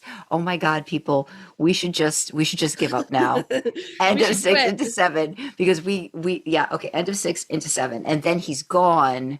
And then he doesn't show up ages. Again. Yeah. There we go. Okay, we got it. So the Leviathan cast is again, all Leviathan sorts of issues. Is great. I have a hell of a lot of time for Leviathan cast. I think Misha does such a good job. You know who's not on here? Again? Misha playing the empty. Oh my god. Yes. That's not even possessed though. He's just the empty. No, it should have been in the other one. Oh my god. But you know what? I'll group it together because I think there's a lot of similarities between. Then there's Meg. Rachel Miner playing the empty. Okay, the empty cast. I'll lump Leviathan cast and empty cast in the same because I think there's a lot of the same mannerisms. A mess. We are a which mess. I think they're really good, and it's but similar again to Cassifer, but distinct. But I do think Misha does a really good job with the whole. Look at us trying to do all these things. We are overachievers. Send help. Send help. We would like help. Please, we require assistance. Oh, who thought this was a good idea? It was me, wasn't it? This is my idea. This is my bright idea. I am so sorry. I don't even know anymore, friend. I'm so sorry. I don't even know anymore. I think I'm also thinking, because as we're looking at the next one, there's also somebody else that we missed. But that's okay. We're just gonna go with it. Who do we miss? What's the next one? So the actor actually playing the human version of the person that got possessed by Catriel. Tanamo Panicate. He actually plays like for one scene, I think he plays like the dude that's supposed to be the guy that was possessed by Gadriel. Like you see him after the fact, like, and then he gets possessed again by. It's very weird. We should just say. Gadriel Sam. I should have reined this list in to people that were on screen for more than 5 minutes. This would have been good. We should have done that. So maybe we're going to do that for the rest of it. Gadriel Sam is the next one, who is incredible. One of the best. I think Jared does. Fucking nails it. Such a great job. We've talked about this before. There's moments where he has to just literally change within a scene. Like no cut. Yeah, just quick. He just does it. And it's so good. So again, good. you can really see the collaboration between him and the other actor who plays Gadriel, whose name I cannot pronounce. I'm very sorry. Tanimo Panikit? I would pronounce it Tamoa. So I don't know. Maybe it is Tamoa, and I'm saying it wrong because I don't know. Maybe it might be Tamoa. I have no idea. Yeah, we don't know. We're going to go with Tamoa. Call help someone. Send us an expert, guys, please. You can see the collaboration that's gone on between them in the way that the Gadriel is going to be played and how they're going to work together. I'm rapidly losing steam for this list. This might end up being one gigantic outtake. Anyway, I've talked about Gadriel Sam a lot. Props to Jared. You wanted this on this fucking list. This is my fault. Yeah. Because I like the way both Jared and Jensen. I want to say she wanted this on this list, and then I came to this document today to have highlighted yellow. Why did we put this here again? You tell me, fine. You put it on the fucking list. You go explain yourself. Well, I know why I wanted them, but then we didn't know how to categorize them. So it's Tall Tales, Sam and Dean. So in particular, it's the scenes where you see, like, let's say you see Sam from Dean's perspective, like when they're talking about what's been going on to Bobby, and when they switch scenes and the other person is so not what you would normally see. And I mean, like, Sam goes blah, blah, blah, blah, blah, blah, blah, blah, blah, blah, blah, like all that stuff. So that's Sam from Dean's perspective. And then, Dean is like, you know, but then there's also the moments where Dean is like being like utterly suave, and that's like, when Dean thinks he's charming. But I will fucking tell you, that gif where he cups her face and leans in for a kiss, that is like a fanfic writer's wet fucking dream. So nice for inspiration. His hand is so big on her face. But the kissing is so, he's just so that's what I mean. His hand is so big on her face, and he leans in, and it's so fucking great. All of it. So again, I think that's why I wanted it mainly. But also then there's the chipmunk scene of like Dean's mouth filled with like caramels or like, and I mean, Ted and I lose it every single time, and it's just like, so that's where Sam is seeing Dean, like Sam's retelling the tale with Dean, and it's just like, you know, and it's just like, so. Yeah, so how did we reconcile? Why did we put them under possessed characters? I reconciled this because it's not a true interpretation. It's not a true portrayal of how one sees the other. It's a portrayal of how one sees the other influenced by the trickster. Because they're getting pissed off at each other. Possessed. Yeah, they're getting totally irritated with each other, and it's just like going, you know, it's like, and so I think all of that is just upped. But I'm like, well, okay. Like sometimes Sandra wanted it in there, and I was like, yeah, okay. That's, yeah. So sorry. That was me. That's that was fine. me wanting them in there. I think this is one of the first episodes where Jared and Jensen really got to have fun with these characters too. Like, I think they really got to play it up. That's one of the first episodes you see that happen, and it's really good. It's just so fun. It's fun to watch. It's a fun, weird thing that's going on, and it's just, they get to chew scenery together and just like go ridiculous. And I think it's very fun. It's a fun thing. So sorry, I apologize. No, don't be silly. You don't have to apologize. But then we've got Michael John in season 5. I think this is The Song Remains the Same. It's one of those time travel episodes where you see Matt Cohen. Right. See, I argued against this because I was like, you're being ridiculous. It's not even like, it's Matt Cohen as John. We don't, like, if it had been JDM as John, I would have argued for it. But no. But again, she wanted it in. So it's that 4 fucking seconds at the end of The Song Remains the Same when it's not 4, it's a scene. It's not 4 fucking seconds. They have a scene together. Like Michael John is talking to Dean on trying, convincing him of the fact and what he's going to do and all of the things. So I just wanted to give Matt Cohen some props with that. That's all. I just because Azazel has possessed. We didn't put Azazel possessed Samuel Campbell in there. Azazel possesses Samuel Campbell. Good one. Yes. Okay. And yes. Matt Cohen's John is dying, and Mary makes a deal with Azazel. No, that's a different episode. That's the beginning. That's the episode called The Beginning. I give it this TV show. I'm done with this. I want to do something else. Oh, that's so funny, though. Okay, no, Azazel possessing Samuel Campbell. I'm just gonna put it in. Okay, we're just so we're being accurate. That one's season 4. So, okay, all right. Do we want to talk about this next one, Yellow Eyes John? Do we want to talk about that? Do we think that's worthy? Because I think that's worthy, even though it's only one scene. Yes, the end. That's worthy. That's important. That's published character. All right. Okay. Do you want to talk about it, or is your brain done? Your brain might be done at this point. Was it Yellow Eyes? No, I liked Yellow Eyes John. Mm-hmm. I think it's absolutely and JDM is an excellent actor, but absolutely a testament. But also that scene breaks my heart because Dean's like, you're not him, you're too nice, and that's sad. Yeah, that is sad. But he's also really good at he just chews scenery really well in this, and he just one day I'm gonna look up what the fuck that means. Today is not that day, but one day I'm gonna look up what the hell chewing scenery in the context of a film means. Okay. And on that day, I will be unstoppable, guys. You will be unstoppable. So I'm not going to use that. I'm not going to use that again to talk about the next one. The next one's going to be Cassifer from season 11. I think this is where you talk about how someone watches another actor and then goes crazy with it. And I think Misha, I definitely think Misha, it just embodied Pellegrino so fucking hard. It was so facial good. Features, like when he would squint or different things like that, or everything. It was really good. Really, and really it's good.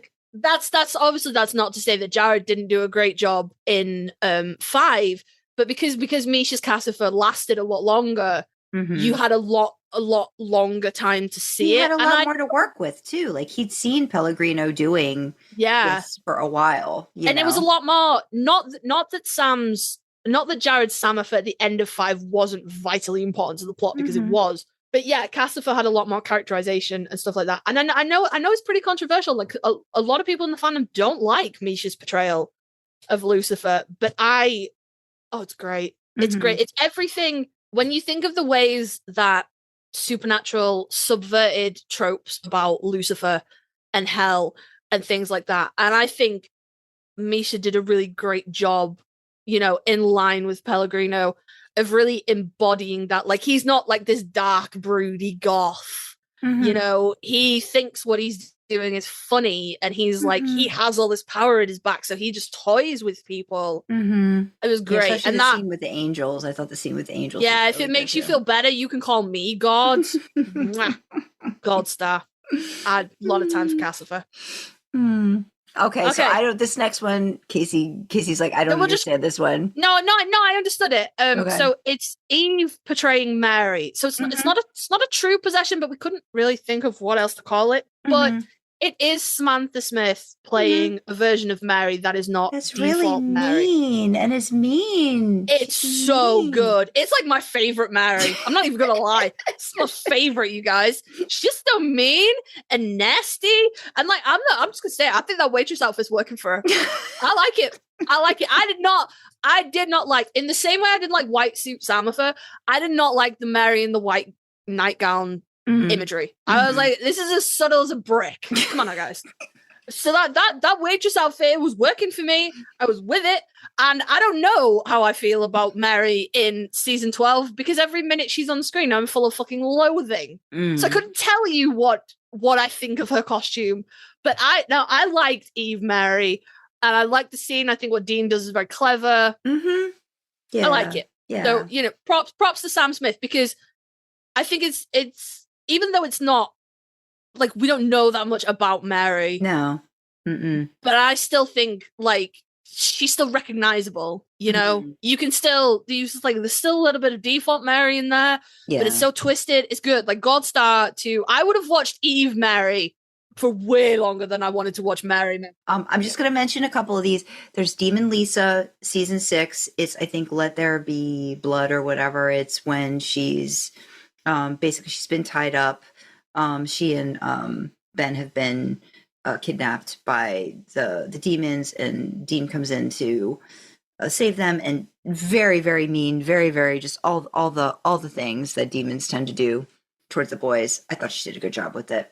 Yeah, I thought she did a good job considering how gentle and soft spoken she was as Lisa. Yeah, and even towards Ben, like it was just she really had to like There's Demon Jody. I think it's like the celebrating the life of Asa Fox, which I just thought of this morning, so I stuck her in.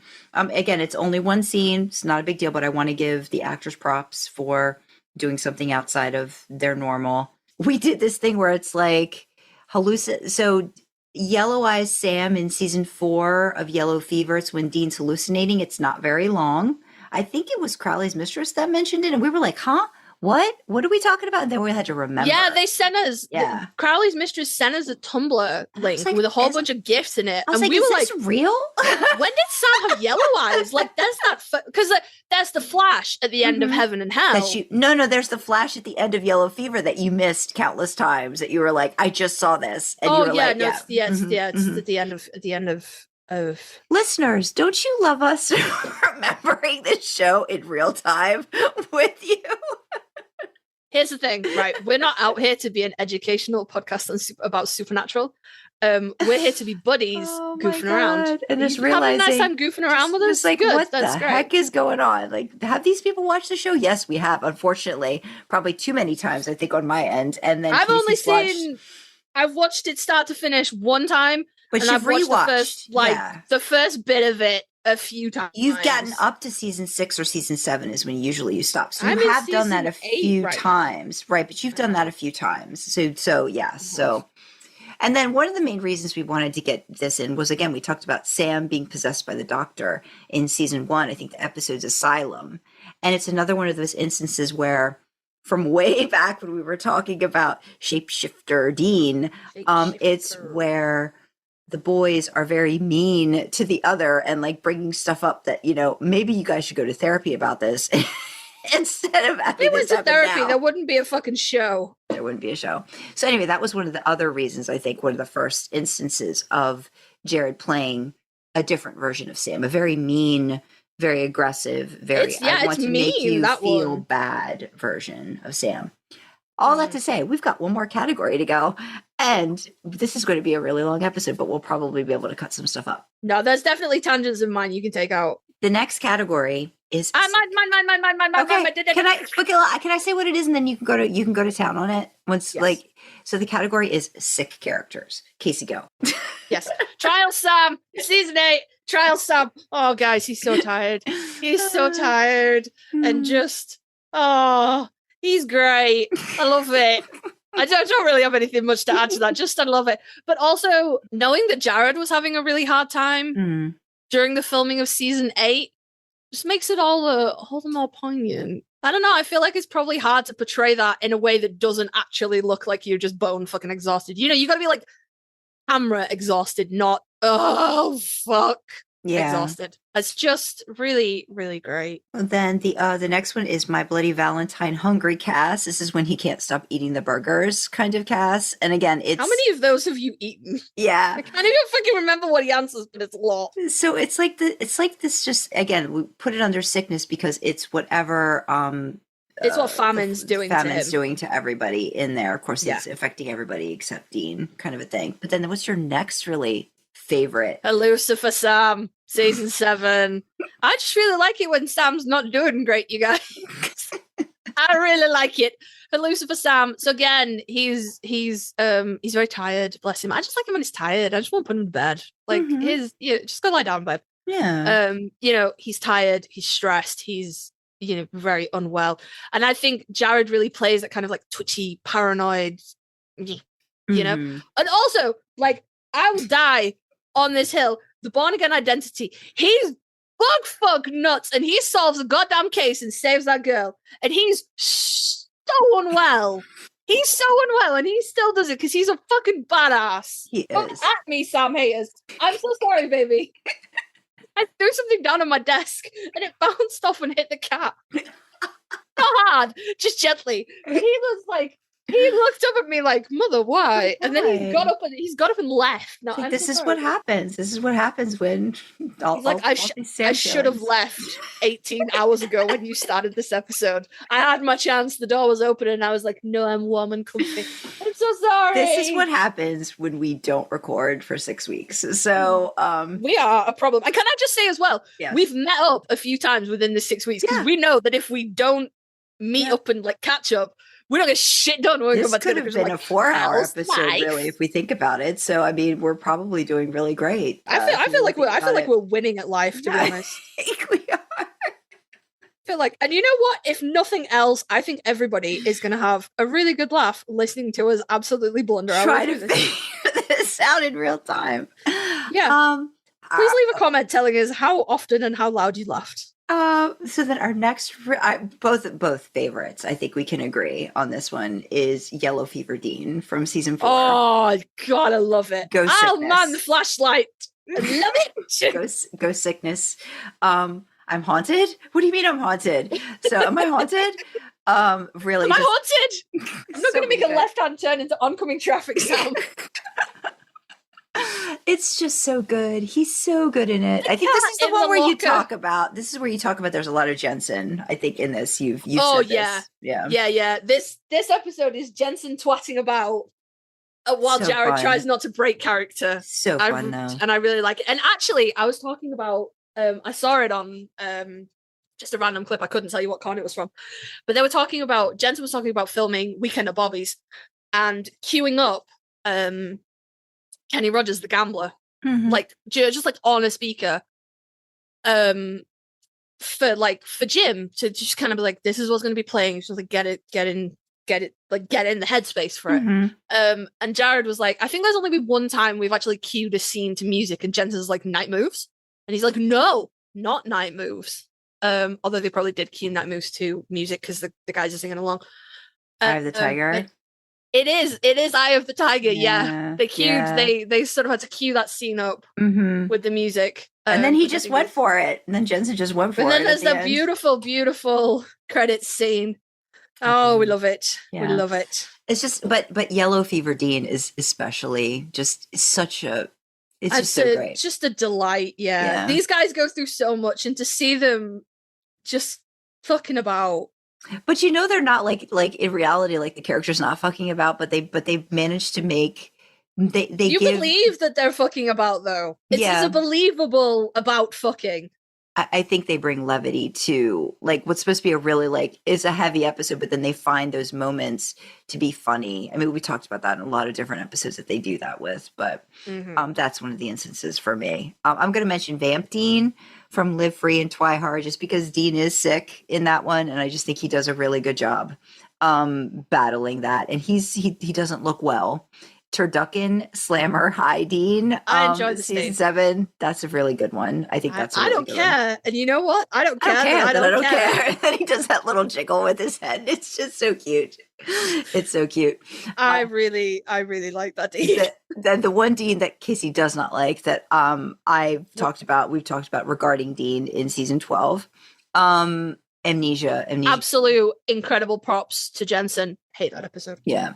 But then this one you mentioned, and I think you want to include this one. Yeah. But Drunk Sam in Playthings.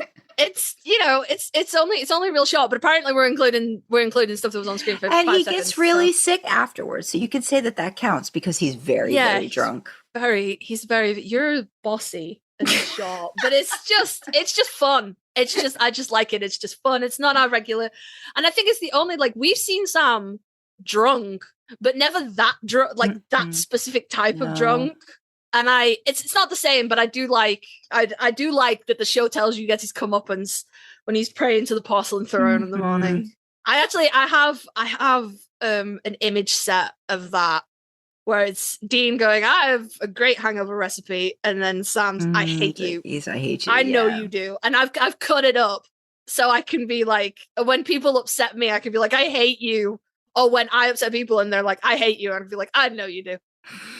Very much like that. Next one, Dog Dean Dog Afternoon. Dean Afternoon. Dean.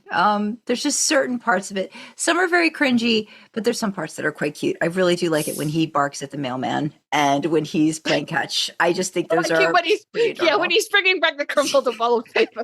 I like that. And then he gets that. I like it when he has the argument with Yeah. When he has the argument with the pigeon in the parking lot as well. The playing up the dog characteristics. Yeah, those things at the beginning are very good. I like them a lot. I enjoy them a lot. Then we have Soulless Jack in season 14. Again, it was more sickness with things to characters. So thinking about when he's losing his soul little by little and he's just getting sicker and sicker. So Soulless Jack, we wanted to mention that. To round it out. We didn't want to do anything Kasey doesn't fucking remember. Sandra was like, Soulless Jack. And I was like, cool, Soulless Jack, yeah. I'm regretting all of the things I remembered now as we are 2 hours and 10 minutes in. So as we are now we have have to fun, guys. Now we have to pick a top 3. Right. And you know what? It's not even that easy to pick my Sam. It's not even that easy to pick my Sam. No, there's a lot of really good Sams on here. Okay. Well, can you pick some of your alternates before you pick your favorite Sam? I'm going to pick the empty Cass. Okay, the one that we thought of at the last minute. Good job. Good choice. Yeah. Okay. I do really. He does that really stupid accent, but it's really good. It's really good. Balfagor Jack. So the empty Cass. Okay. No, Cassifer. No, change my mind. I'd forgotten about that really irritating accent. I've changed my mind. Cassifer, Balfagor Jack, and do I go Lucifer Sam or Trials Sam? So hard. You know what? Because I've talked about them to fucking death, I'm gonna go Playthings Drunk Sam. Look at you. I'm gonna go Cassifer, Balfagor Jack, and Playthings Drunk Sam. Those are my top 3 alt characters, actor appreciation. Sandra picked hers in advance. Are they changing now that we've added stuff in though? No. Okay. No. Cassifer, Leviathan Bobby, and Yellow Fever Dean. Good choice. Yeah. So after all that, so for all that, what are your favorite alternate versions of characters or actor appreciation moments where they play a different version of their assigned characters? And thank you so much for dealing with us as we get back onto the podcast horse that is idling in the Impala. We've got an interview to record after this. So maybe we've gotten all of the weird stuff out of our system and we'll probably be a little bit better. How dare now that you? we've taken...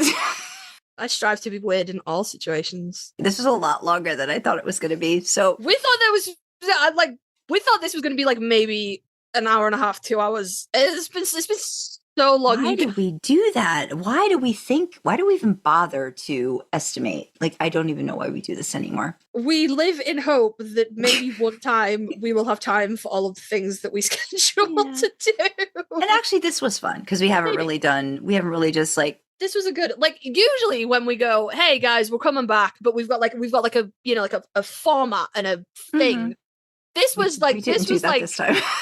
Idling unhinged. This is what happens when we don't record for weeks at a time and we have a vague idea of a show.